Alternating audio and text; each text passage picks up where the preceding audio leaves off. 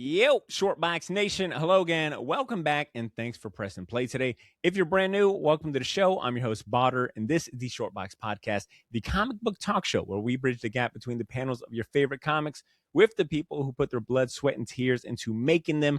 This is episode one of the 500s. I got to figure that out. But today, I'm joined by not one, but two guests today. All right, I'm joined by comic creators Kenny Porter and Tyrell Cannon. They happen to be best friends and frequent collaborators. And what's not to like about that? All right. Here on the Short Box, we champion friendship and we champion comic books. Kenny Porter is a writer whose credits include Superman and The Flash for DC and Yakuza for Sega. It was a video game tie-in for Yakuza that Kenny wrote, which is awesome. And then you got Tyrell Cannon. He is an artist known for his comics Iris of Logan Cannon and Beef Bros of Aubrey Sitterson. Together, they worked on last year's superhero comedy series called The Schlub, which came out through Image. It was amazing. Now, Kenny and Tyrell are back together again for a brand new IDW horror series called Operation Iron Coffin. The story takes place in World War II and finds pop culture's most iconic vampire, Dracula, joining the British forces to defeat Hitler's army during World War II. Kenny has, according to Kenny, the writer, he's described it as Castlevania meets Metal Gear meets Hellboy. What else do you need to know? Like, though, three great franchises, and you're telling me this comic is sort of like that, even a little bit? Come on now. Issue 1 of Operation Iron Coffin comes out Wednesday, July 8th. We'll get to hear from Kenny and Tyrell about what to expect and learn how they make comics together, which I think is just fascinating. Two best friends making comics together. But before we get started on that, I want to give a special recognition to our amazing sponsors who help us keep the lights on, all right? Big shout out to our presenting sponsor, CovrPrice.com. They're the ultimate comic book price guide and collection management tool for comic collectors. If you want to know what your collection is worth right now, but you don't have time to look up every single issue on eBay or dig through your boxes and all that, look, let CovrPrice do all the hard work for you. You can get access to CovrPrice for $1 for 1 month by using the special promo code in this episode show notes. Check it out. And we also got to give thanks to Gotham City Limit Comic Shop, right? It's not only my local comic shop, they're a sponsor of this here show, and they happen to be the best comic shop in Northeast Florida. If you live in Jacksonville, go visit them yourself, right? Go check out the shop for yourself in person on Southside Boulevard. But if you don't live in Jackson or anywhere near it, well, look, you can buy comics from them online at GothamCityLimit.com. Those are our sponsors. They're amazing. They're great. We couldn't do this without them or the help from the loyal supporters over on the Shortbox Patreon. I ain't forget about you guys. I see you guys and I love you guys, all right? You guys are the best. Now, without further ado, let's bring on our guests of honor today, writing the new Operation Iron Coffin comic book series. Let's welcome Kenny Porter and Tyrell Cannon. What up, gents? How y'all doing? Doing great. Didn't expect the applause coming in. Love that energy. Only the best for the best, okay? Guys, it has been, by my count, 2 years since the aforementioned Schlub ended. All right, Image Comics, you guys were working on this Image Comics series called the Schlub superhero body swap comedy series. We'll get into that a little more. That ended back in 2024, if I'm not mistaken. Fast forward now, May 19th, 2026 is when we're recording this. You guys have a brand new comic series coming out. Help me fill in the gaps. What have you guys been up to in the last 2 years?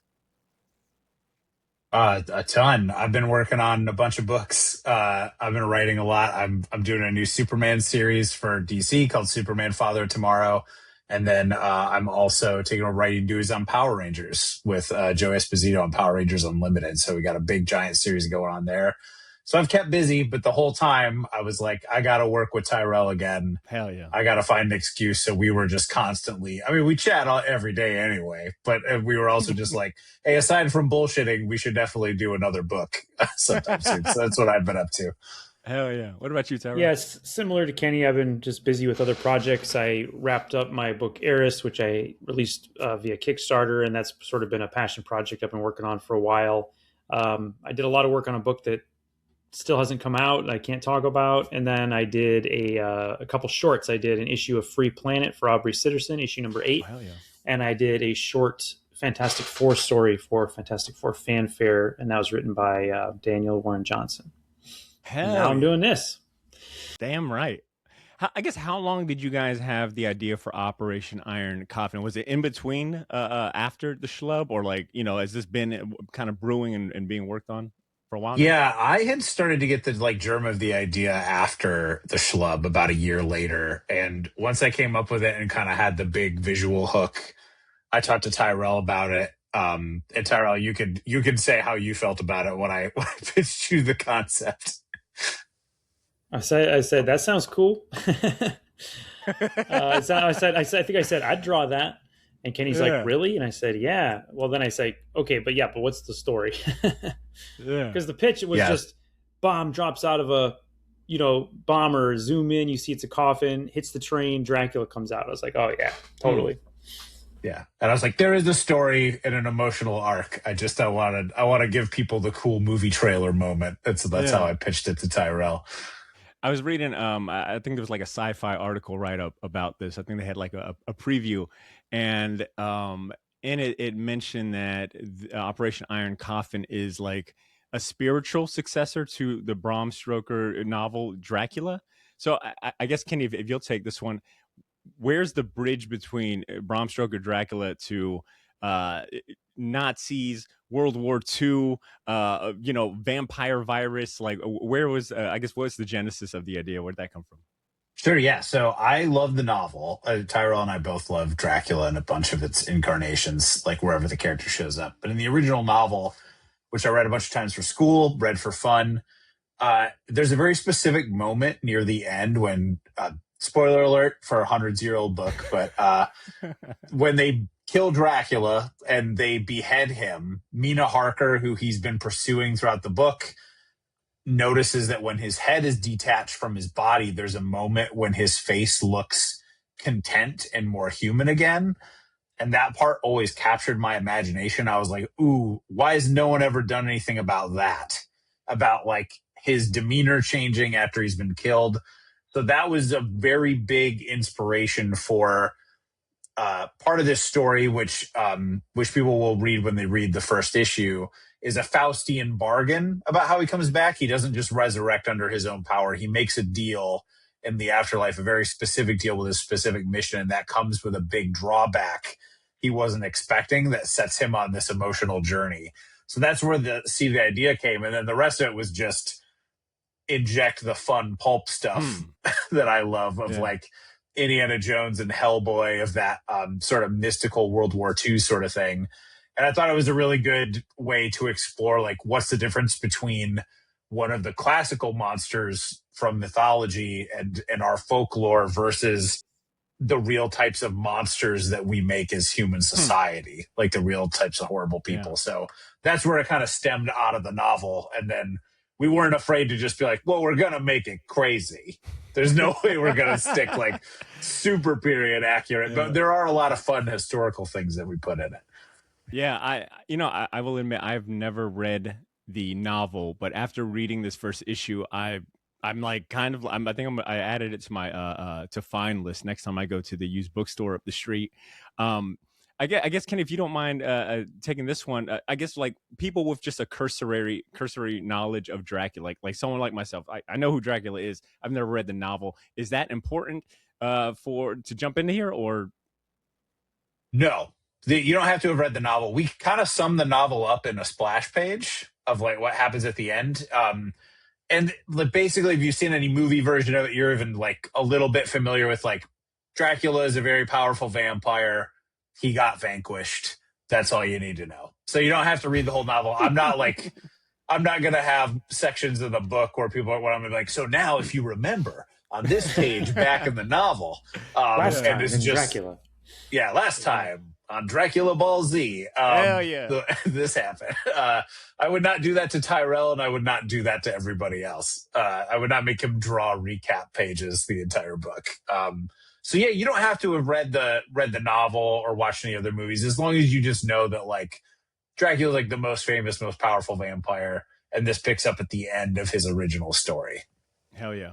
I gotta say, man, the early buzz for this comic. First of all, shout outs to Greg Katzman, all right, who publicist at IDW, helped me get this together. Always a great guy. Always sending me like the dopest comics. Like, yo, you gotta read this. And he sent me a list of like comics to check out and setting up some interviews. And I immediately went to this one because the byline he gave me, he said, Botter, I think this is going to be the wildest comic book of the year. And I was like, well, how am I going to say no to that? Like, come on, Greg. And I got to say, everything I've read so far, all the press release, the media outlets that have written about this, I feel like the Operation Iron Coffin has been compared to some of my favorite shit in the world, like some of the coolest shit, right? Like it's been called, Snowpiercer meets John Wick meets Crank. It's like, okay, I'm in.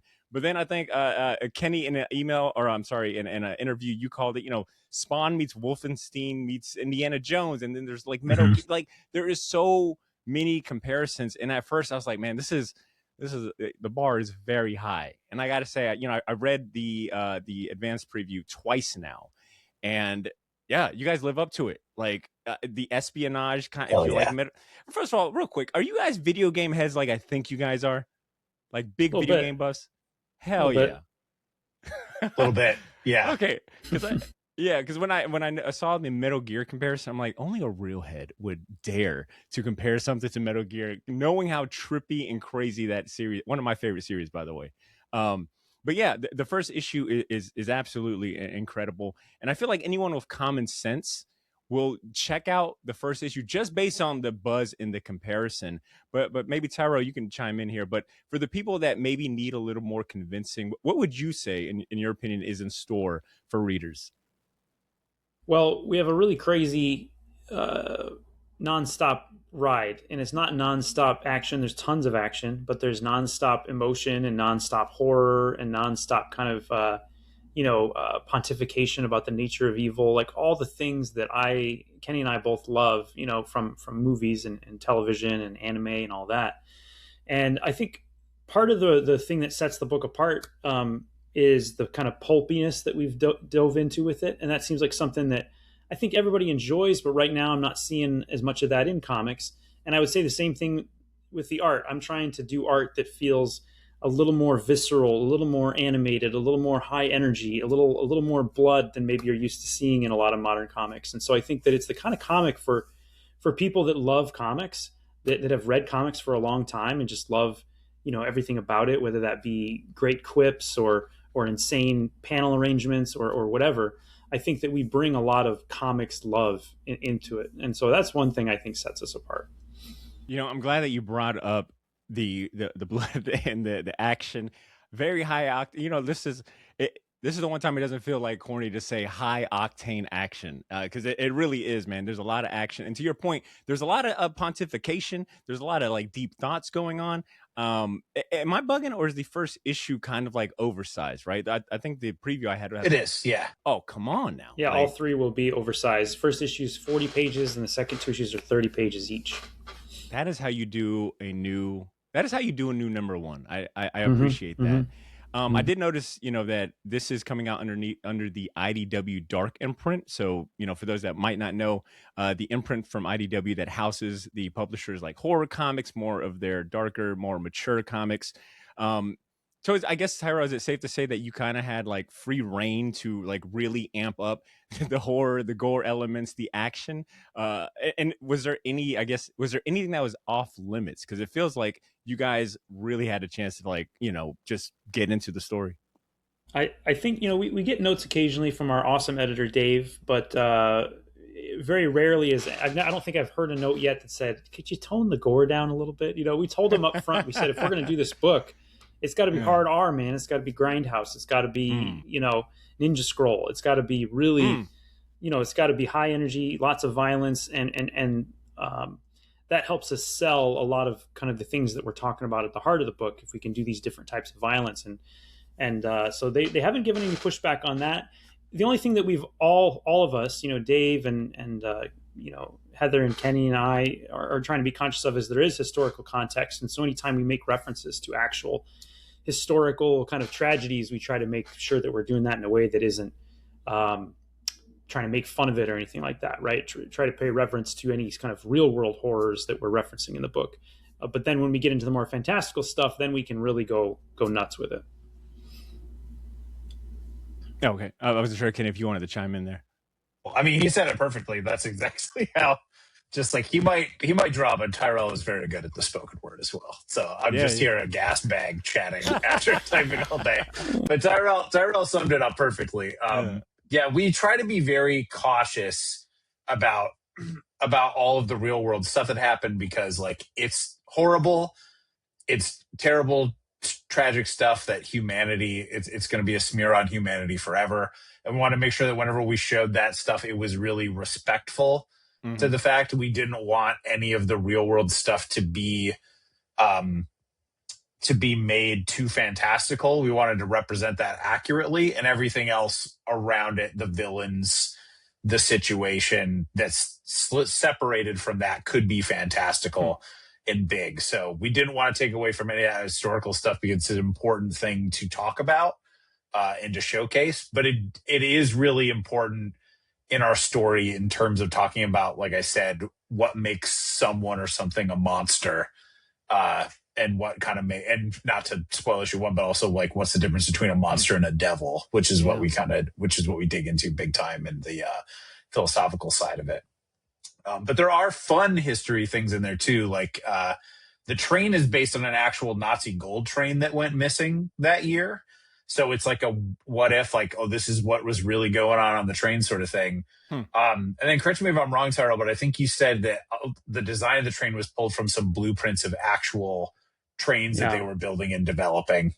Yeah, I found this awesome kind of design for this Nazi mega train that was going to be like twice the size of a real, regular train. And this insane engine and everything. And so I thought, well, why don't we use that, and then I'll kind of spice that up a little bit. It is kind of fun to look at little touch points of real history and, things like tanks or guns or outfits, and then sort of extrapolate from that when I was designing our big bads. Like obviously there wasn't a guy like the villain we have in the first issue in real life, but what if there was, what kind of gear would he have on and how would he look? And, I could take my touch points from looking at real uniforms and things like that. And those villains might not be real people that existed, but they're based on real supernatural or super science rumors from World War II that have been like baked into the mythology of it. I don't want to say specific ones because it'll give it away, but each one of them is based on a different rumored piece of occult items that they were proposed to have, or scientific things that they were working on. So that was a fun thing to inject. That's where kind of like the Metal Gear sort of bad guy thing comes in, of like the Foxhound unit or a Cobra unit or something. Kenny, I gotta just ask you, just straight up, what are some of your favorite video games? Because I mean, you're speaking my language, man. Yeah. Well, I like Metal Gear a little bit, if you can't tell. I actually have a Metal Gear Solid 3 hat. Oh, go ahead. What's your favorite one in the series? My favorite one that I've played the most is 3, which is one of my favorite ones. So I like Metal Gear Solid 3 a lot. I didn't own the first one. I had to rent it a bunch, but I beat it every which way but loose, the original Metal Gear Solid. And I played the Nintendo ones a little bit. My neighbor had it. I really appreciate now, though, the end of 2. Now that essentially it's a historical document about AI and social media. Yes. The ending of 2 is so prophetic that I've been saying in like meetings and stuff, like, we really should kind of make everyone play Metal Gear Solid 2 in high school to understand like how we got where we were, because Kojima predicted it like 25 years early. So yeah, 3 is probably my favorite. Kenny, 3 is one of mine. I highly recommend, if you've never played the PSP versions like Peace Walker, I actually played it like a month ago. It's really good. But on the topic of Metal Gear Solid 2, I will never forget playing that game. I think I played it when it came out. So whenever that was, I was in high school. And I mean, it's, at this point, it's not even a spoiler, but towards the end where the game starts getting like glitchy and you're not quite sure like what instructions to follow, I remember my dad was in the room. And my dad is a very straight shooter. At the time he was like pretty like religious as well. And he walked by as like the screen is telling me, turn off the game. Like you don't need to be playing it anymore. And my dad was like, boy, I will burn this fucking PlayStation if you don't. He's like, I think we need to turn it off. I was like, no, Dad, I gotta beat it. I gotta see the end. Solidness. Oh yeah. Oh my God. Yeah, dude, that happened to me at like 2 a.m. when I was playing it. I was Whoa. like, I'm sorry, what? And the game's like, turn it off. And then it starts flickering the TV and like messaging with, yeah, that messed Yeah. with me big time. But Yeah. yeah, big Metal Gear Solid fan. Love Resident Evil. Played a lot of like really obscure Gundam games back in the day. There's my one Gundam reference, Tyrell. I I was brought waiting it up for it. once. Yeah. So I always have one, gotta have one. So I played a lot of those, but yeah, I played a ton of franchises. Like I've kept up with video games basically my whole life. Like I got introduced on the NES, and I've owned a video game system basically since everyone has come out, and I've tried to stay up on stuff because I love game design and story stuff. Like one of my favorite moments in storytelling in video gaming is the end of BioShock, and the like, would you kindly reveal is one of my favorite sort of like story points and meta things about like games and objectives and how it works. So I always, if there's any way I can put that kind of cool stuff into a story and find some way to incorporate that with like the magic of comics, I'll always do it.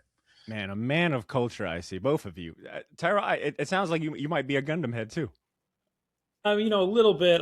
Gundam is less my thing than Kenny's for sure. I do like some Gundam, and I'm usually looking to Kenny for which ones should I watch and which ones should I not watch. I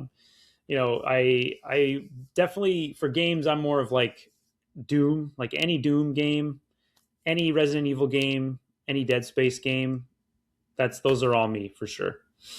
Yeah, I guess on the same kind of topic, I would be curious, Tyrell, and maybe I'm reaching here, but as I'm reading the Schlub and I'm noticing the main villain in that series, Worm, I got big anime vibes from him, and my mind went to Dragon Ball Z, Boo Saga, because he's got a similar kind of there's a similar kind of plot line that you guys had in Schlub that remind me of Dragon Ball Z, where Babidi is trying to resurrect Boo. They've got to collect life force energy. Like my mind went there. Are you an anime fan as well? Is there any anime influence in your archive?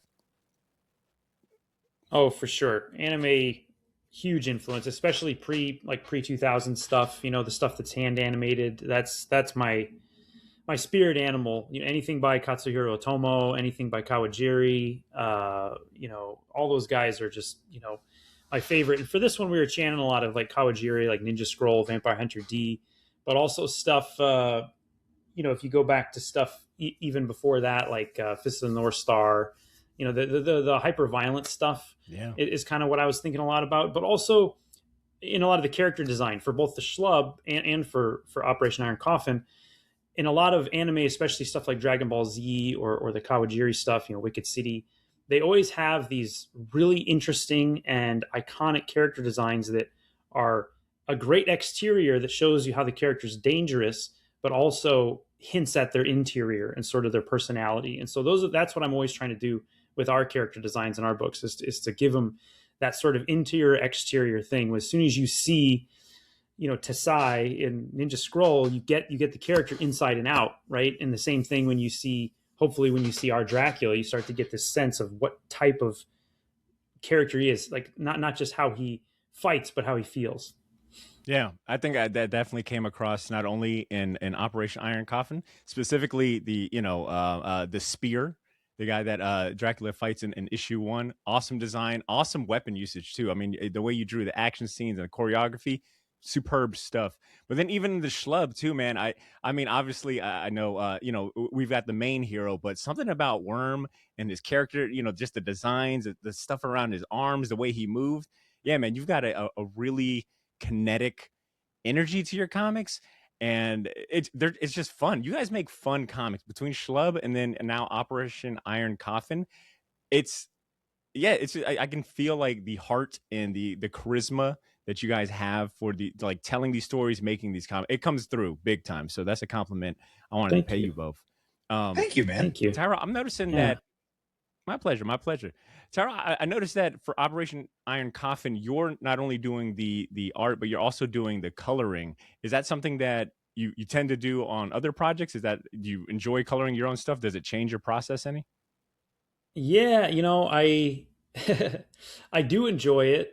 It does change my process, and I haven't done it much before. I colored myself on Eris, which is sort of where I tried to learn how to color, but that was done in little chunks between all my paid gigs, so it never felt like I was drawing and coloring a book. It just felt like, oh, I'll do this when I have time to do this. On this one, it's much more like, no, you gotta stay on track here. It's a lot of work, right? Like it's a lot more work than maybe I even thought it would be. But at the same time, it allows me to pull off a lot of really cool visuals that you can definitely pull off in collaboration with a colorist. But sometimes it's nice to, when you're coloring yourself, you can make some decisions, even when you're on paper stage of it, I ink on paper and stuff, that I know I can sort of enhance with colors later on. So things like the way I use color holds on my special effects, or the way I'll bump foregrounds and backgrounds back with speed lines. Those are things that I maybe wouldn't try if someone else was coloring me, because it would take so much coordination to make it work. But when I'm coloring myself, it makes it really fun. And I think, if anything, it's helping me to pull out some of those, anime influences in the visuals, and also maybe some 90s comics influences that I have that feel like, again, it feels like some of that visceral hand-drawn entries, I miss it, and I want to see it more. And so, it's a lot of work, but I am enjoying it. I think it's, again, another reason to buy it is I think this is probably the best thing I've drawn so far. So if anybody likes my stuff, I think they'll really like this. Hell yeah. Really quick, I want to insert this question here. I should have asked it in the beginning. I think this actually would be a really good first question. Vigo, can we splice this into the intro? Really quick. Kenny, Tyrell, how did you two meet? How about we start with the basics right out the gate? How did you two meet? I think, everything I've read sounds like you guys have been friends for a while, but I haven't found like exactly how you guys met and started working together. Can one of you share the origin story of your friendship? Sure. Tyrell, jump in because I'm trying to remember exactly. We met probably we have a group of other creators that we hang out with and chat with all the time on a Discord now. Used to be Skype, RIP, before Skype was taken away. It's Discord now, but I believe we met through there, right? Through Daniel Warren Johnson and Ryan Stegman and Brian Level and those guys. Maybe this will make it a more interesting, because I met Kenny through this chat group, right? But I didn't meet him in person for a while. I think I even did some work with Kenny before I met him, because when I first got in the group, I had just quit my day job, and so I was like desperate to do anything. And Kenny, we did a mech, like a mech type pitch where we did a comic about these mechs in space. Kenny was just like, I want to do this pitch. Would you be interested? And I said, sure. And it was really fun. But I got in the chat group originally because I've known Danny Warren Johnson. I've known Dan for like a long, long time. Like we met back in like 2012, and we live near each other. We're friends. And he eventually got invited to this group, and he had been telling me about it. And so when I quit my job, he's like, do you want to come in the chat group? And so I went in there, and that's where I met like Kenny and Riley and Stegman and all those guys. And Kenny and I just, have done, I don't know how many pitches together now, but we did quite a few pitches together, and we always have a good time. And so now that we have something greenlit, it's really exciting. Mm-hmm. Yeah, and that's after that. I don't remember if we met at a C2E2 for the first time in person. I think it was C2E2, yeah, because I brought the pages from that pitch, and I remember showing them to you at the show and being like, okay, that's Kenny. Like now I know what he's like in real life. Because, you meet people online, you never really know what they're going to be like in real life. Sure. And I remember even asking Dan and stuff when Kenny wanted to do the pitch with me. I was like, is this guy cool? Or is like, can I trust this guy? And of course, Dan was like, Kenny's the best. Absolutely. Go for it. For sure. I've had those experiences before too, where you're like, wait a minute, you're more than a username on a screen. You're a human being. This is fucking great. What is a typical pitch session between you two? Like, does Tyrell show, I guess, Kenny, are you inspired by something Tyrell like draws up or drafts, or is it Kenny, you come in with a loose idea and Tyrell, kind of fleshes that out? What's the pitch session like? It can be both. Usually I'll come up with a story idea. A lot of times, sometimes it'll be a fully fledged like epic, and other times it's just like, what if like they drop Dracula like a fucking bomb or something? Is that anything? Is that good? And he's like, yeah, speak on that. Like why did they drop it? But usually I'll come up with a concept or something. and then, or Tyrell will be like, this would be cool to draw. Can you find a way, like this story idea that I have? And then we'll work on it together and come up with some character descriptions. He'll do some character concept drawings and stuff, and then I'll write up the pitch as like a 1.5 page document, and then write some sample pages. With Iron Coffin, we did it a little bit differently, where instead of the traditional sample pages that a lot of publishers ask for, where it's like the first 5 pages of the book or a scene from the book, I was like, let's just do it like a trailer. Let's just do 2 pages, like it's a teaser in a movie theater, and all you see is the plane, the bomb, zoom in on the bomb, it's a coffin. Coffin hits the back of the train.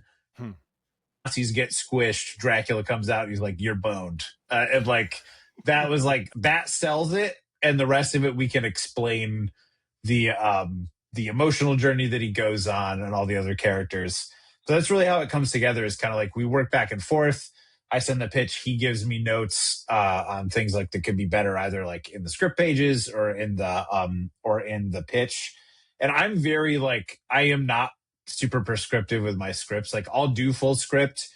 We work in a kind of like a mix of Marvel style and full script, where half the script will be more Marvel style, where it's just this happens, this happens, this happens. Other scenes will be more full script, where it's like panel 1, this dialogue, panel 2, this. But I've always, with anybody I work with, I'm like, it's not the gospel. If you have a better way of doing this, please, by all means, do it on the page, and I will rewrite to fit around it. So that's kind of how our pitches come together. Hell yeah. I'm glad you brought up that 2-page script. I think sorry. I rarely listen to music, or I have like whatever music or sounds on in the back while I'm reading a comic.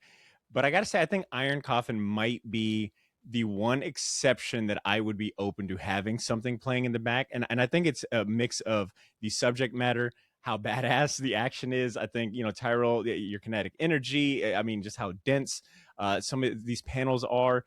The imagery, absolutely. Like, I almost feel like there needs to be music to accompany this comic. And my head goes to like the first Wu-Tang album, or like Grave Digger, something like dark, moody, atmospheric, like in your face. If you guys had to pick, one soundtrack to play while someone is reading Operation Iron Coffin, what comes to mind for you? Tower, you can go first. I think what I've said before is that for me, when I'm thinking about Iron Coffin, it's Typo Negative and this Russian folk techno called Hauk. It's like kind of this dark chanting techno. But I'd probably throw some, if I was going to put some hip hop in there, it'd probably be some Cannibal Ox or something like that. Ooh, a man of fine culture, I see. Yeah, Hawk is great. We also do like a little music album club thing, where we'll pick an album and we'll listen to it for a whole week and talk about it. And that was one that Tyrell gave me. So I definitely listened to that while working on the book. So that's definitely injected in there. For me too, I really love the music of director and composer John Carpenter, like that really high synth stuff. Mm-hmm. So I listened to a lot of his Lost themes while I was doing that. And then I also threw on, like, I was into like going back to some like 9 Inch Nails and stuff and throwing that on. So a lot of that is integrated into it. It's basically like the comic. I think Daniel said in a quote that it's like, it's the heavy metal equivalent of comics. Ooh, like it feels like you're listening to a metal album when you're reading through it. But I could definitely see some really awesome like Wu-Tang put on the back, especially in like, we're animated of like fight choreography of him grabbing limbs and breaking bones and stuff to some of the music would be awesome. Yes, sure. Exactly. Well, all right, I gotta know, what else have you guys done for this album listening club? It sounds very familiar to something me and a group of friends started doing around COVID. We would meet up once a month, and everyone would bring. We were all like into record collecting, so we'd bring a record to play during like this hangout. Well, so fun. Now I'm like, what did you guys do? What did you guys listen to? Well, ours is all virtual, unfortunately, but every week somebody throws a new thing in, so it really varies by who's picking stuff. Some of the guys are like me, I'm more into metal and hip hop, and some of the guys are more into maybe classic rock or alternative. And so we get a pretty good mix. I mean, I try to throw a variety in there. I've put funk in there. I've put hip hop in there. I've put techno in there, a little bit of everything. And Kenny's put some great picks in there. He had, I think Jay Dilla was the first one you put in there, Kenny. Yeah, Jay Dilla. I don't remember if it was Donuts. It might have been Donuts. Yeah, but I put that in there because I was listening to that a lot. And then I think recently there's a band I really like called Battle Tapes. They've had some songs I think in the Invincible show. Yeah, they're very synthy and rocky and stuff. I think they've had some songs in the Invincible soundtrack. But I discovered them. So I just like stumbled on a music video of theirs online once. Yeah. So yeah, it varies like big time. Like everybody in the group has a wide musical like set of tastes, so it's never just like I only put in these types of albums. So we get a wide breadth, which is nice. Look, I heard Dilla Donuts, so that tells me everything I need to know about this club, which is y'all are legit. All right, that's legit one of my favorite albums of all time. It's so good, classic. If you've never heard, if you enjoyed Donuts, Madlib did a tribute in his version of Donuts. It was called Beat Conductive Volume 3 and 4, the Dill Withers tape. It's either awesome. It's either Volume 4 or 5. It's one of those, but it's just called Dill Withers. Highly recommended if you enjoyed Dilla by Donuts. I love Madlib, so I'm all over that. Yeah, for Check sure. it out. Hell yeah, man, you guys are my type of people, man. When I saw that, I was like, man, two best friends making comics together. I called my best friend, like, why aren't we making any comics yet? All we do is just the bullshit part. We don't actually do the creative stuff.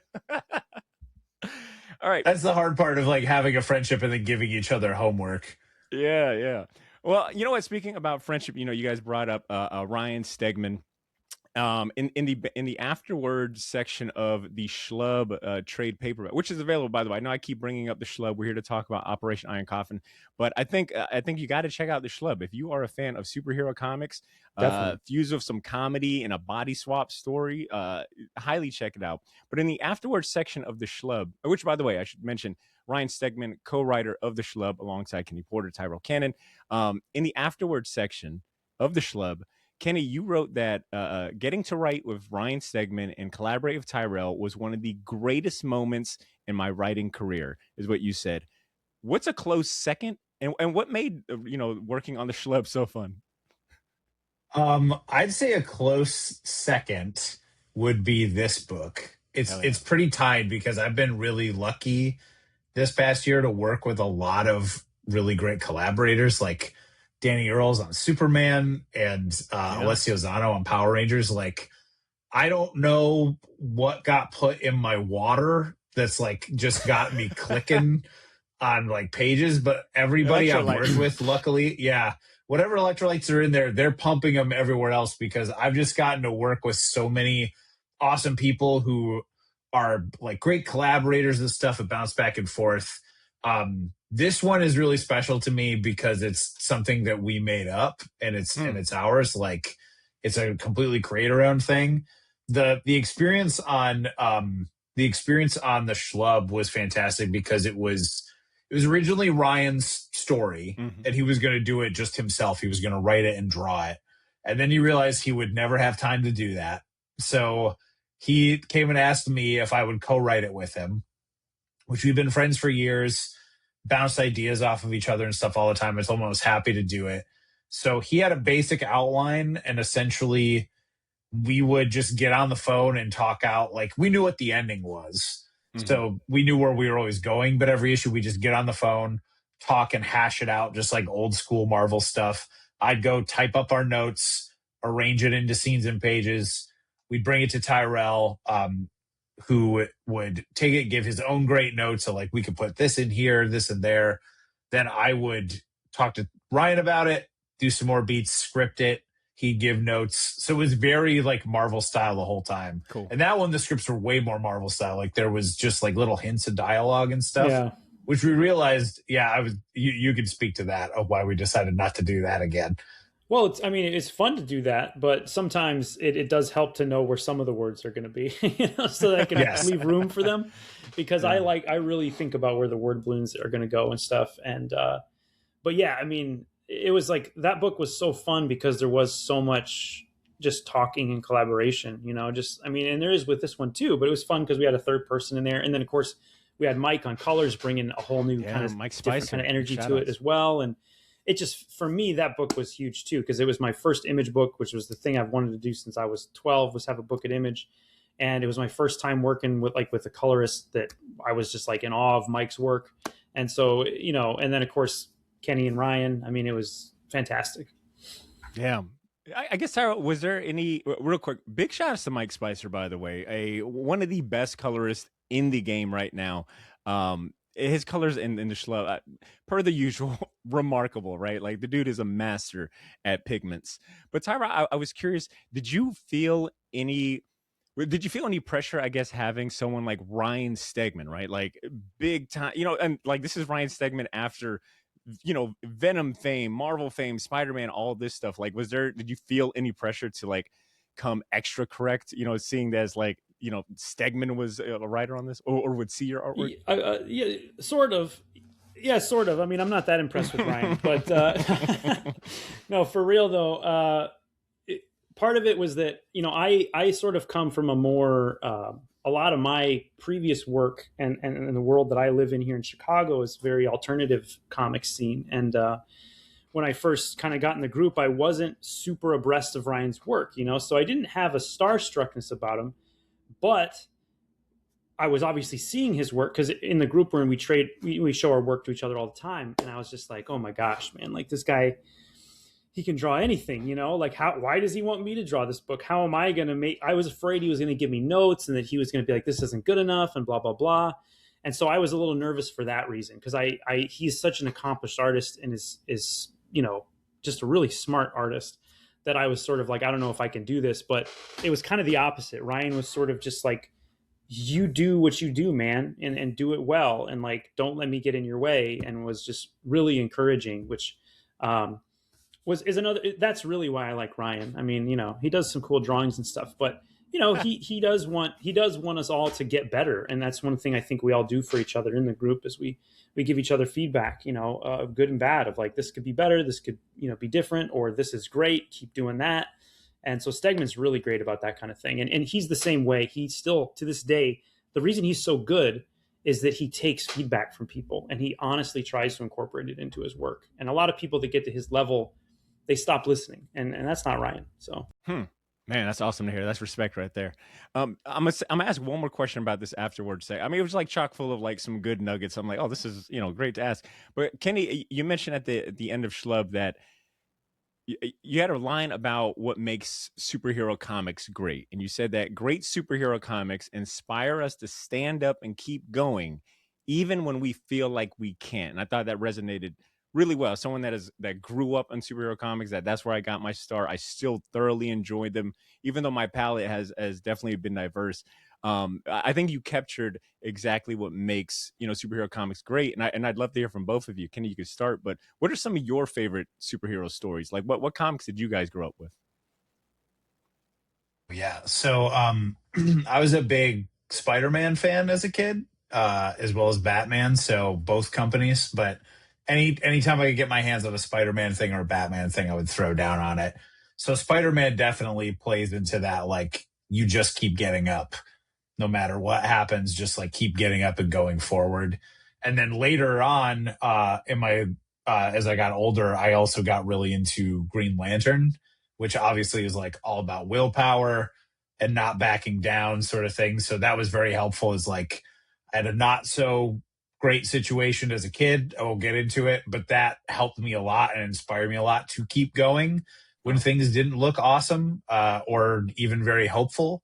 So all that stuff, all those superhero stories just taught me, like, it is hard now, but if you have the perseverance to keep fighting, like, things will get better and you can be a better person because of it.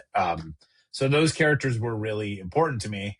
On the other side of that, I also was super into Spawn because it just looked badass. My mom, during one of her Bible thumping phases, threw it all out because she was like, it's devil worship. I was like, he fights the devil, so that's not true. Like, the devil's a bad guy. But yeah. So that was really important to me. I'll pass it to Tyrell for his. You know, for superhero stuff, I was always an X-Men kid, and I think that's probably because my dad told me about X-Men and was the first person to bring me to comic shops, and so part of it for me with X-Men was the idea of being an example, right? Like that the X-Men had to be better than everyone else and behave better than everyone else because they were ostracized, but also that they had each other's back and that they were going to foster new generations into this, more ideal kind of way of thinking. So that's something I took from those books that I really enjoyed. Any character with an ethos, I'm also a Punisher guy. I know he's not a superhero, but he has a lot of problems, obviously, especially nowadays. But I think that the thing I always was drawn to about the Punisher is that he has this sort of like these lines in the sand that he will not cross, and that this is what I think is right and wrong, and I'm going to stick to it. So I like characters like that, and those are kind of the things that I grew up with. Not as inspiring as Kenny's answer, but that's that's my answer. Now, look, I think Punisher's biggest problem is that he just has a bad PR agent. He just needs a better PR agent, and I think it'll solve a lot of problems. But Kenny, I do chuckle at thinking of you actually hitting your mom with actually, Spawn is fighting. Oh yeah, I'm not afraid to hit somebody with an actually. Yeah, I love it. All right, gents, I want to move into another segment. I want to take a break from asking you guys a question and let someone else ask the question. This is a segment I like to call the Short Box Friends and Family segment. It's where I shut up for a little bit and let someone else ask the question. In this case, this question comes from the owner of my local comic shop, also the sponsor of this year's segment. This comes from Ben Kingsbury. He's the owner of Gotham City Limit Comic Shop. If there's anyone that knows and has read every single comic, it's this guy here, and I think he's already had a chance to read Iron Coffin. I told him that you guys would be on the show, and he submitted a voicemail literally like 10 minutes ago. I forgot to remind him this morning, and I was like, hey, is there any chance you could submit a question like 5 minutes? And this is the type of guy Ben is. He never fails. If there's an opportunity to talk about comics, he's on it. So let's hear from Ben. This is how quick he sent it. I haven't even had a chance to load it in my Roadcaster, so I'm gonna play it straight from my phone. All right. All right, here we go. Hey, Kenny and Tyrell. Ben K, Gotham City Limit down here in sunny Jacksonville, Florida. Thanks so much for taking some time to jump on the Short Box podcast. Can't wait to listen to this episode in its entirety. So I've always had the belief that villains really carry the story. Without a great villain, a story has a hard time getting off the ground. I'm super intrigued by you taking what is normally a villain, Dracula, and using him in a sympathetic way. So was there a challenge in taking a character that is always just a villain and portraying him in a good light? And is there, without spoiler alert, a bigger, badder villain than Dracula himself? Well, I'll leave you here to answer. Thank you so much. This comic and artwork looks awesome. We literally couldn't do it without you. And remember, Short Box Nation, always take it to the limit. Peace. Hell yeah. Awesome question. That's a good question. Yeah. Yeah. One of the big challenges with this that we talked about a lot when we started was we are not going to give him a complete clean slate at the beginning, and he has to earn redemption. And I don't even know that he'll completely get redeemed for all the stuff that he's done. And that's part of the big challenge of it. He now understands what he's done and is trying to make amends for it, but knows that the lives he's ruined and everything he can't take back. He can't necessarily fix it. I'm being very careful because it does get played with and explained a little bit more in issue 2 of exactly why he's on the mission, and why it's led him to this point. But yeah, that was a very big part of the story, doing that, and also crafting villains for him, including our 2 main villains, Hazel and Ivy, who are in control of this weapons development program for the Nazis. They have a completely different motivation that you'll find out later in the story, but does thematically play into the same sort of stuff of what makes someone a monster, and how do they find their place in the world. So when you guys get to that point, I think you're going to see some fun parallels and some different twists on it. Right. Yeah, I don't think that there's a world where we paint him as some sort of like great hero now. I think that the conflict of his sort of reawakening is one of the main things that we sort of are just living in through the book, not necessarily solving, but the idea that someone can change, but then when you change, you realize the ramifications of the things you did before you changed, and you sort of have to work through that. And so that's sort of, I think, where our Dracula is a lot different, than the other ones. And it leads to, while we've talked about the action a ton, it leads to some really heartbreaking emotional moments. There's a specific moment in the first issue when he realizes that he's come back different, that Tyrell drew, that completely nails it. It's a very sad, somber scene where he sees the ramifications of his life. And that sort of stuff is the thing that makes the action worth it. Like, the action doesn't mean anything if there isn't a really cool emotional reason that stuff's happening. And aside from the action being absolutely gorgeous, like, Tyrell completely nails that, as well as some classic like EC horror type moments that are coming up as well. Yes. I'll mention the scene in the first issue that really blew me away offline, because I want to avoid all spoil. I think this is one that I would like people to go in with. I mean, obviously we've like spent the last almost like hour talking about this comic, so I feel weird saying it. But the less they know going forward, I think the better. Especially, and I think what I didn't know is that this is all 3 issues are going to be giant size. So first issue is out once again Wednesday, July 8th. You guys mentioned you have. So is it going to be a 3-issue total series, and is it going to be a monthly, or what are we looking at? 3 issues. Yep, 3 issues in monthly until they collect it in the trade. Cool. I think what I also enjoyed too is what I noticed in the Schlub, and I'm seeing in Operation Iron Coffin. Obviously, like 2 different kind of genres, 2 different approaches, but I think what they both share is what you guys have been kind of mentioning is you guys have there's a lot of spectacle, great art, a lot of action, but at the core there is questions, there is ethos and pathos. I guess how hard is it? I guess you're coming from a body swap superhero comedy series to a horror gore, a deeper, dealing with like some heavy topics, historical fiction as well. Is that type of range? And to me, that shows like range. I guess, is that like conscious for you guys, or is it just like wherever the story is, that's where we're going? Like, is it a conscious thing for you guys to like, hey, we want to have a range of comics. We want to have, kind of cover different topics and genres. I think about it like consciously, but and Tyrell can speak to this too. I don't want to completely speak for him, but we both have broad tastes. Like, I don't just like one thing. Like, I love a ton. Like, I love crazy superhero stuff as much as I love legal courtroom dramas. One of my favorite movies is the 1984 Ghostbusters.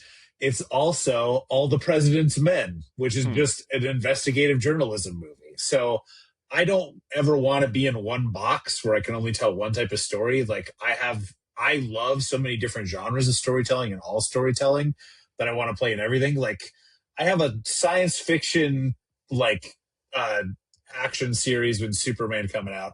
I've got the big colored, like, crazy Power Rangers, like, thing coming out. And I got this, which is like super action horror, just a completely gory, bloody grindhouse stuff.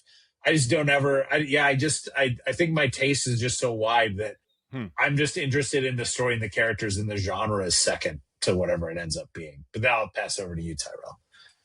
I have broad interest as well, and just a lot of things that I like. But I probably do think a little more than about, like, I do want to do different kinds of things. I've done my whole time of making comics for the last 20 whatever years. I've tried to do different kinds of projects. I've done books about a serial killer that are drawn in a completely different style than this. I've done,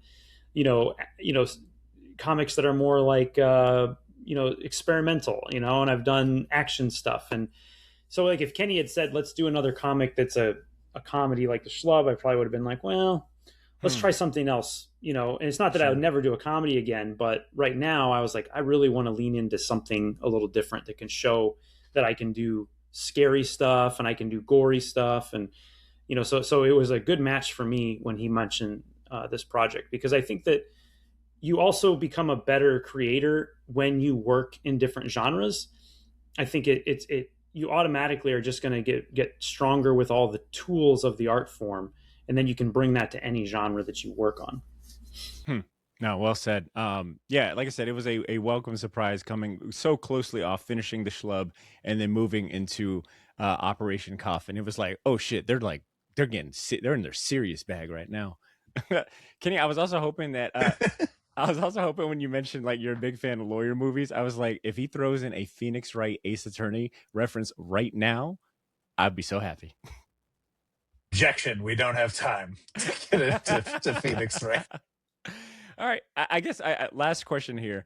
I'm hearing, love of video games, anime influence. Tyrell, you mentioned, quitting a full-time job to pursue comics full-time.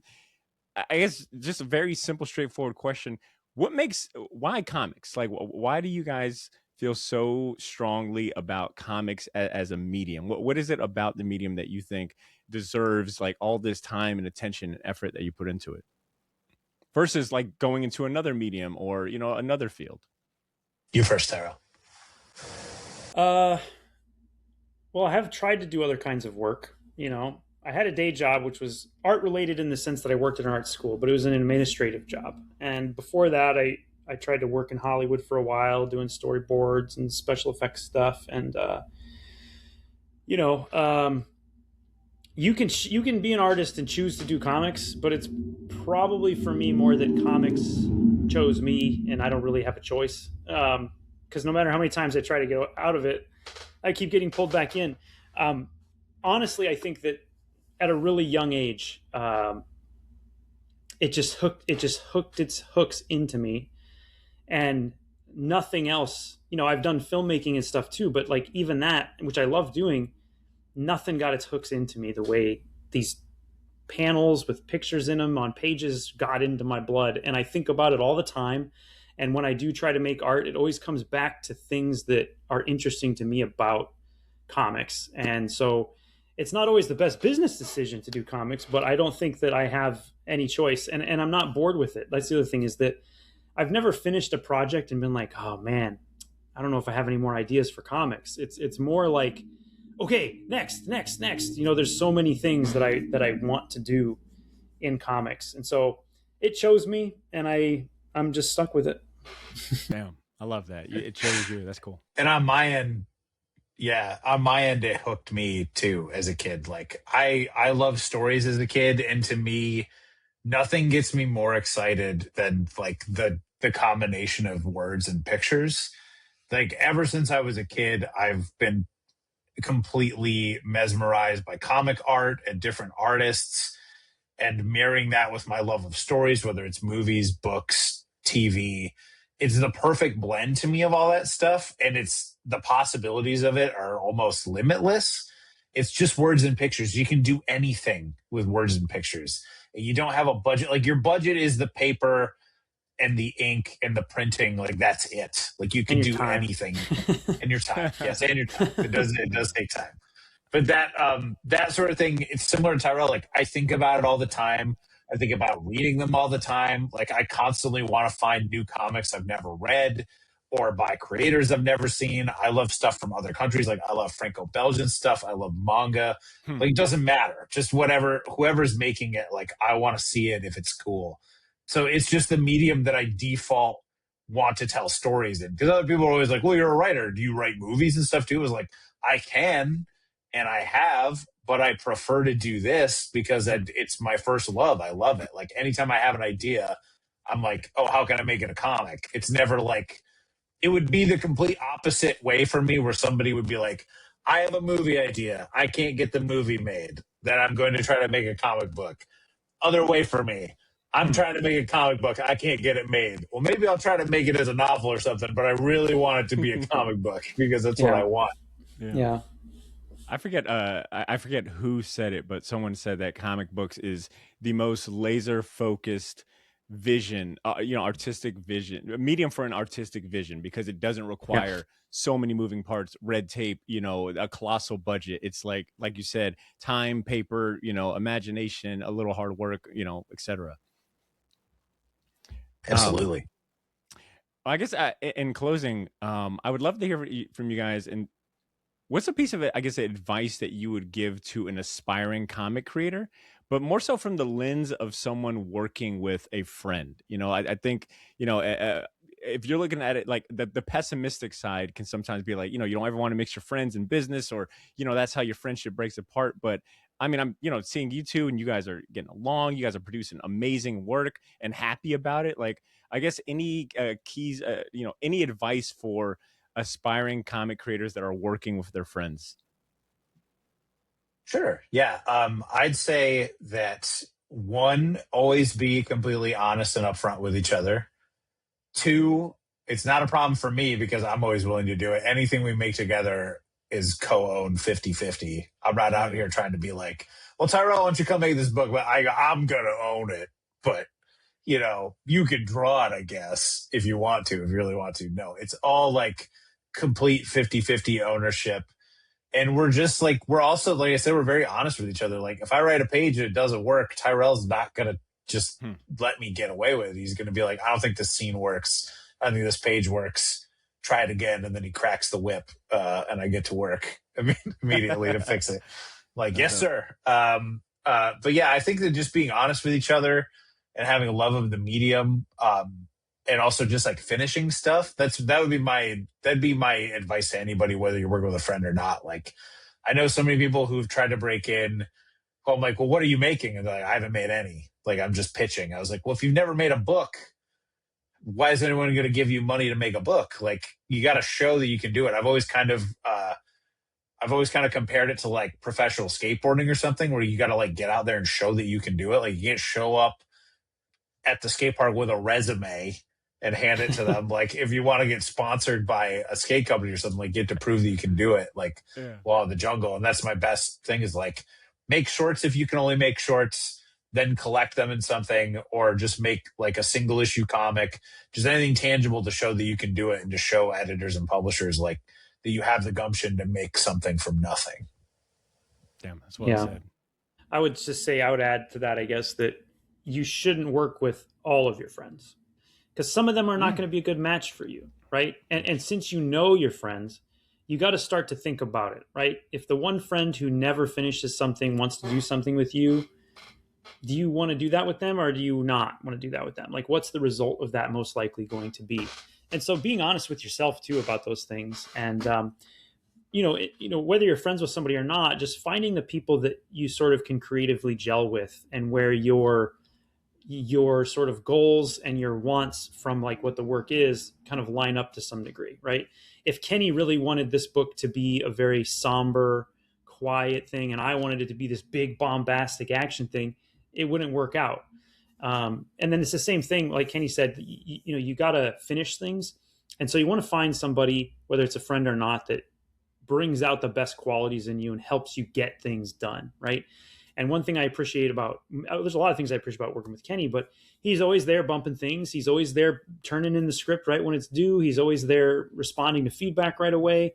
And if he wasn't doing all those things, it would really suck, because I'd be like, well, I can't call him out. He's my friend, but like, he does those things, so I don't have to worry about, him doing that. So it's just, you got to be conscious of your own self too, right? Like, there's a lot of things that I can't deal with, and there's people I've worked with in the past that maybe I won't work with again, because I see that the way I work doesn't gel with them. And there's no ill will. It's just like, we're not a good creative match, and you just got to be honest about that.